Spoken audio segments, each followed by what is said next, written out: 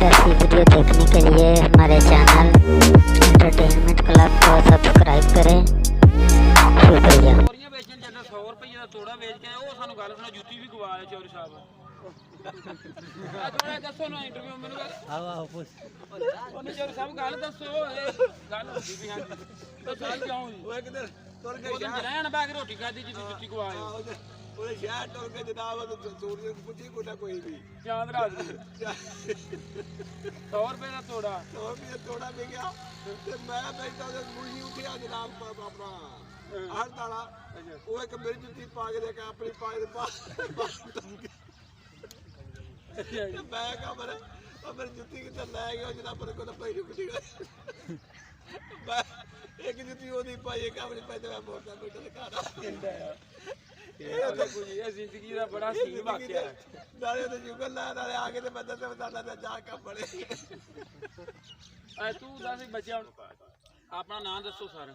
मेरा नाम मोहम्मद नज़ीर गुजर मारा तो मैं बोलना पिया या पुछते ने पै भी अपना मकई सी खर्चा किलो है कितना बचत आई है असी मकई अल्लाह खैर रखे नुकसान दे कोई अल्लाह खैर रखे होया तो जे भी खर्चा बड़ा था कितना खर्चा आ गया जी? खर्चा आ गया जी 40-45,000 रुपया फी पाई खर्चा हो गया वो जे सारा से बनाया तो माल खुश होएगा हम तो पता माल खुश होएगा नाले अपना रौनक बना ली छलियां लाइया भी ने अपना माल वास्ते अपना वंडा बनावांगे वंडा बना के फिर माल फिर पावांगे पिंड भी खादियां ते पिंड वाले सारे पिंड आके मौजा लो जनाब जी बड़ी मौज लई बच्चियां जनाब जी अपना खादियां कुड़ियां ने खादे ने हुण भी लई जांदे ने असीं कई किस्म टकदे ਇਹ ਮੌਜ ਬਣੀ ਹੈ ਤੇ ਹੁਣ ਡੰਡਾ ਲੈ ਕਿਉਂ ਬਾਲਾ ਮਗਾ ਚੜੇ ਸਾਡੇ ਉਹਦੇ ਸ਼ੂਗਰ ਦਾ ਲੱਗ ਦੱਸੋ ਉਹਦੇ ਸ਼ੂਗਰ ਦਾ ਲੱਗਣ ਵਾਲਾ ਵੀ ਕਰੋ ਤੇ ਉਸ ਤੋਂ ਬਾਅਦ ਤੁਸੀਂ ਇਹ ਦੱਸੋ ਸਾਨੂੰ ਇਹ ਹੁਣ ਮਕਈ ਜਿਹੜੀ ਏ ਇਹ ਲਾ ਕੇ ਖੜਨੀ ਹੈ ਮੰਡੀ ਕਿ ਜਾਂ ਇਸ ਤਰ੍ਹਾਂ ਛਲੀਆਂ ਵੇਚਣੀਆਂ ਨੇ? ਇਹ ਨਾ ਮੰਡੀ ਵੀ ਕੋਲੇ ਲਿਜਾਣੀ ਤੇ ਇੱਥੇ ਆਪਣਾ ਇਹ ਵੱਡਾ ਬਣਾਵਾਂਗੇ ਮਾਲ ਵਾਸਤੇ ਠੀਕ ਹੈ ਤੇ ਉਹ ਫਿਰ ਆਪਣਾ ਮਾਲ ਪਾਵਾਂਗੇ ਆਪਣਾ ਆਰਾਮ ਨਾਲ ਠੀਕ ਹੈ ਮੰਡੀ ਵਿੱਚ ਕੋਈ ਲਿਜਾਣੀ ਹੈ ਮੰਡੀ ਲਿਜਾਣ ਤੋਂ ਪਹਿਲੇ ਮਾਲ ਕਾਹਦੇ ਵਾਸਤੇ ਰੱਖਿਆ ਇਸੇ ਵਾਸਤੇ ਰੱਖਿਆ ਆਪਣੇ ਦੁੱਧ ਵੇਚਾਂਗੇ ਆਪਣਾ ਆਰਾਮ ਨਾਲ ਤੇ ਦੁੱਧ ਤੁਸੀਂ ਵੇਚਦੇ ਜੇ ਪੀਂਦੇ ਵੀ ਬੜੇ ਜੇ ਫਿਰ ਵੀ ਤੁਹਾਡੀਆਂ ਪੀੜਾਂ ਕਿਉਂ ਨਹੀਂ ਨਿਕਲਦੀਆਂ ਰੋਜ਼ ਤੁਸੀਂ ਬਿਮਾਰ ਤੁਹਾਡੀ ਆਵਾਜ਼ ਆਉਂਦੀ ਹੈ ਕੀ ਮਸਲਾ ਤੁਹਾਨੂੰ? ਉਹ ਅਸੀਂ ਬਾਹਰ ਰਹਿਣਾ ਵਡੇਰੇ ਜਦੋਂ ਹੋ ਗਿਆ ਵਡੇਰੇ ਜਦੋਂ ਬੰਦਾ ਹੋ ਜਾਂਦਾ ਹੁੰਦਾ ਨਹੀਂ ਵਡੇਰੇ ਤੁਸੀਂ ਕੋਈ ਨਹੀਂ ਆਏ ਤੁਸੀਂ ਜਨਾਬ ਯੰਗ ਜੇ ਯੰਗ ਹੋ ਕਿੱਥੋਂ ਆਪਣਾ ਆਪਣੇ ਜਿਹੜੇ ਹਾਲਾਤ ਹੋ ਗਈ ਹੋਰ ਦੇ ਹਾਂ ਜੇ ਹਾਲਾਤ ਤੇ ਹੋ ਗਈ ਏ ਹਾਂ ਤੇ ਹੋਰ ਕੋ ਸਾਨੂੰ ਗੱਲਬਾਤ ਦੱਸੋ ਆਪਣੀ ਜ਼ਿੰਦਗੀ ਦੇ ਬਾਰੇ ਤੁਸੀਂ ਬਚਪਨ 'ਚ ਕੀ ਮਹਿਸੂਸ ਕੀਤਾ ਹੁਣ ਤੁਹਾਨੂੰ ਕਿੰਨਾ ਕੁ ਸਕੂਨ ਜ਼ਿੰਦਗੀ ਦੇ ਵਿੱਚ ਜਾਂ ਪਹਿਲੋਂ ਸਕੂਨ ਸੀ ਕੁਆਰੇ ਹੁੰਦਿਆਂ ਮਤਲਬ ਮਾਂ ਪਿਓ ਦੇ ਹੁੰਦਿਆਂ ਹੁਣ ਦੱਸੋ ਤੁਸੀਂ ਕੀ ਮਹਿਸੂਸ ਕਰ ਰਹੇ ਹੋ?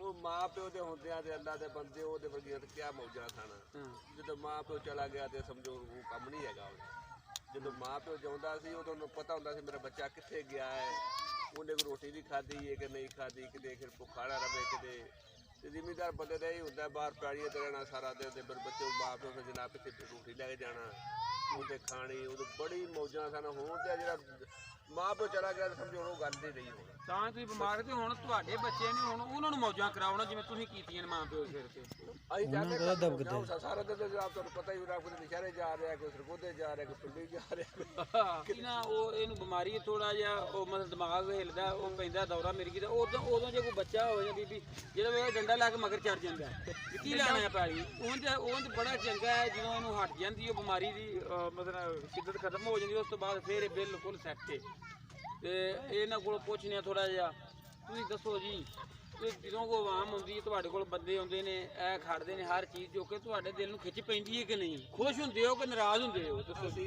ਜਿਹੜਾ ਕਿਸੇ ਕੋਲ ਆਉਂਦਾ ਹੈ ਤੇ ਉਹ ਬੜਾ ਅਸੀਂ ਉਸ ਬੰਦੇ ਕੋਲ ਜਿਹੜੇ ਹੁੰਦੇ ਨੇ ਨਾ ਉਹ ਬੜਾ ਕਿਸਮਤ ਵਾਲਾ ਹੁੰਦਾ। ਅੱਛਾ ਜੀ ਕੋਈ ਸ਼ੈ ਲੈਣ ਆਉਂਦਾ ਸਾਡੇ ਕੋਲ ਹੈ ਤੇ ਲੈਣ ਆਇਆ ਨਾ ਹਾਂਜੀ ਤੇ ਜੇ ਸਾਡੇ ਕੋਲ ਹੈ ਨਹੀਂ ਅਸੀਂ ਦੇਣਾ ਕਿਸੇ ਨੂੰ ਕੀ ਹੈ? ਬਿਲਕੁਲ ਗੱਲ ਠੀਕ ਹੈ ਇਹ ਅੱਲਾ ਦਾ ਸ਼ੁਕਰ ਹੈ ਅੱਜ ਕੋਈ ਚੀਜ਼ ਵੀ ਹੈ ਸਾਡੇ ਕੋਲ ਟਰੈਕਟਰ ਵੀ ਨੇ ਸਾਡੇ ਕੋਲ ਅੱਲਾ ਦਾ ਸ਼ੁਕਰ ਹਰ ਚੀਜ਼ ਦੀ ਫਸਲ ਵੀ ਬੜੀ ਹੈ ਹੈ ਤੇ ਤਾਂ ਹੀ ਹੁੰਦਾ ਲੈਣ ਜੇ ਤਾਂ ਹੋਣਾ ਹੀ ਨਹੀਂ ਕਿਸੇ ਕੋਲ ਲੈਣਾ ਕੀ ਲੈਣਾ ਅੱਲਾ ਦਾ ਸ਼ੁਕਰ ਹੈ ਅੱਜ ਕਿਸੇ ਨੂੰ ਜਵਾਬ ਦਿੰਦੇ ਹੀ ਕੁਝ ਦਿੱਤਾ ਜਾਂਦਾ ਹੀ ਨਹੀਂ ਕਿਸੇ ਕੋਲ ਜਵਾਬ ਬਿਲਕੁਲ ਜੀ ਬਹੁਤ ਚੰਗੇ ਨੇ ਇਹਨਾਂ ਦੀ ਸਿਫਤ ਹਾਂ ਬੱਚਿਆ ਤੂੰ ਦੱਸ ਤੂੰ ਇਹਨਾਂ ਦੇ ਬਾਰੇ ਦੱਸ ਵੀ ਅੱਛਾ ਦੁੱਧ ਸ਼ੁੱਧ ਕਦੀ ਚਾਹੀਦਾ ਹੋਵੇ ਤੂੰ ਖਾਣਾ ਇੱਥੋਂ ਤੇ ਕੀ ਇਹ ਕਦੀ ਮੱਥੇ ਵੱਟ ਪਾਉਂਦੇ ਨੇ ਕਿ ਜਾਂ ਖੁਸ਼ ਹੋ ਕੇ ਦਿੰਦੇ ਨੇ ਦੱਸ?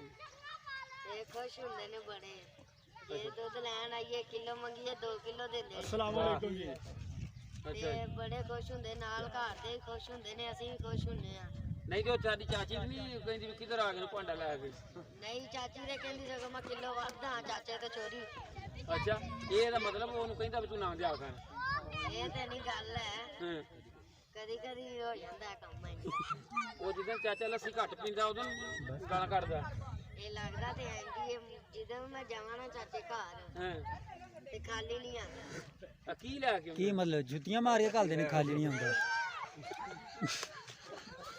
ਨਹੀਂ ਜੀ ਤੇ ਸਿਰਫ ਇਹ ਬੰਦਾ ਸਾਡਾ ਜੀ ਚਾਚਾ ਇਹਨੂੰ ਥੋੜਾ ਜਿਹਾ ਕਦੀ ਕਦੀ ਨਾ ਉਹ ਇਹਨੂੰ ਬਿਮਾਰੀ ਥੋੜਾ ਜਿਹਾ ਉਹ ਮਤਲਬ ਦਿਮਾਗ ਹਿੱਲਦਾ, ਉਹ ਪੈਂਦਾ ਦੌਰਾ ਮਿਰਗੀ ਦਾ। ਉਦੋਂ ਜੇ ਕੋਈ ਬੱਚਾ ਹੋ ਜਾਂ ਬੀਬੀ ਜਦੋਂ ਇਹ ਡੰਡਾ ਲਾ ਕੇ ਮਗਰ ਚੜ ਜਾਂਦਾ ਕੀ ਲੈਣਾ ਪੈਲੀ ਉਹ ਬੜਾ ਚੰਗਾ ਹੈ। ਜਦੋਂ ਇਹਨੂੰ ਹਟ ਜਾਂਦੀ ਉਹ ਬਿਮਾਰੀ ਦੀ ਮਤਲਬ ਸ਼ਿੱਦਤ ਖਤਮ ਹੋ ਜਾਂਦੀ, ਉਸ ਤੋਂ ਬਾਅਦ ਫਿਰ ਇਹ ਬਿਲਕੁਲ ਸੈੱਟ ਹੈ।